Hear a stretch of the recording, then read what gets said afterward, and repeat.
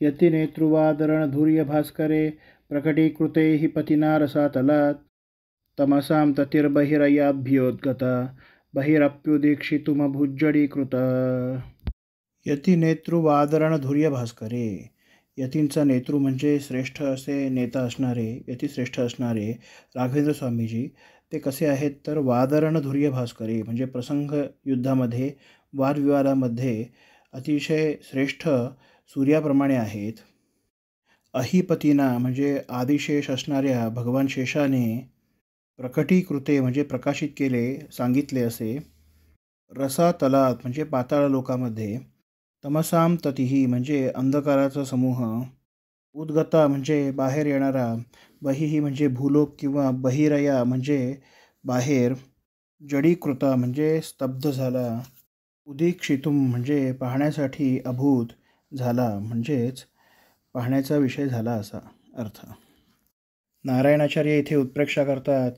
समुद्राचे शांत आणि निष्क्रिय असे पाणी पाहून नारायणाचार्य सांगतात, हा समुद्र पाहण्यासाठी संन्यासांचे नेता असणारे म्हणजेच श्रेष्ठ संन्यासी असणारे, वादविवादामध्ये कुशल धुरंधर असणारे, जणू काही सूर्याप्रमाणे असणारे राघवेंद्र स्वामीजी इथे आलेले आहेत. यापूर्वीच वाक्पटू असणाऱ्या भगवान आदिशेषाने शेषनागाने पाताळ लोकामध्ये राघवेंद्र स्वामींबद्दल त्यांच्या कीर्तीबद्दल वर्णन केलेले आहे. ती कीर्ती देखील प्रकाशाप्रमाणे आहे.